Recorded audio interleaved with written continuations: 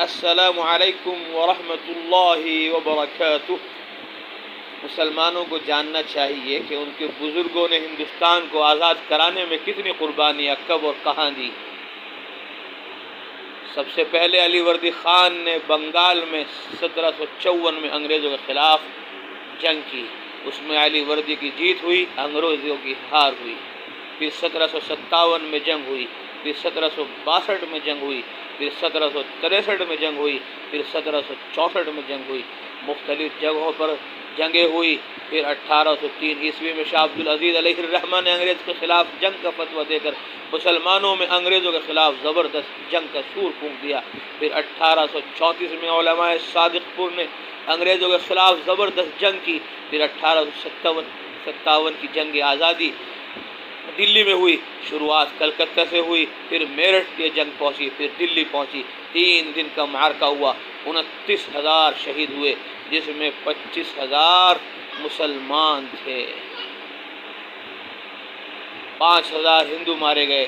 اس لیے لوگوں نے اس کو پہلی جنگ آزادی کہہ دیا کہ اس میں 5,000 کی بڑی تعداد میں پہلی بار ہندو مارے گئے۔ جو مسلمان پہلے شہید ہوئے ان کی تاریخ کو غائب کر دیا۔ مسلمانوں کی قربانیوں کے 103 سال بھول گئے۔ 1857 کی جنگ بہادر شاہ ظفر کی سرپرستی میں لڑی گئی۔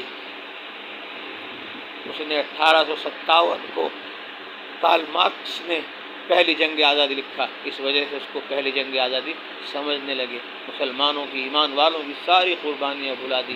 اس لیے مسلمانوں اپنی دینی اسلامی تاریخ کو یاد رکھو اور اپنی نئی نسل کو یاد کراتے رہو کہ اس ملک کے ہند کے لیے ہمارے علماء نے کتنی قربانیاں دی۔ 80 علماء کو قتل کر دیا گیا۔ چاندنی چوک سے لے کر پشاور تک علماء کے سر، ان کی گردنیں لٹکی ہوئی ملتی تھی۔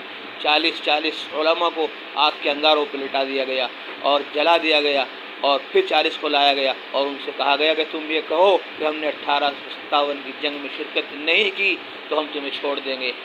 انگریز مورخ لکھتا ہے کہ ایک بھی عالم کی زبان سے یہ نہ نکلا کہ میں نے اس جنگ میں شرکت نہیں کی، جان دے دی اس ملک کے لیے۔ اس لیے ہم سب اپنے اس ملک ہند سے محبت کرتے ہیں اور محبت کرتے رہیں گے۔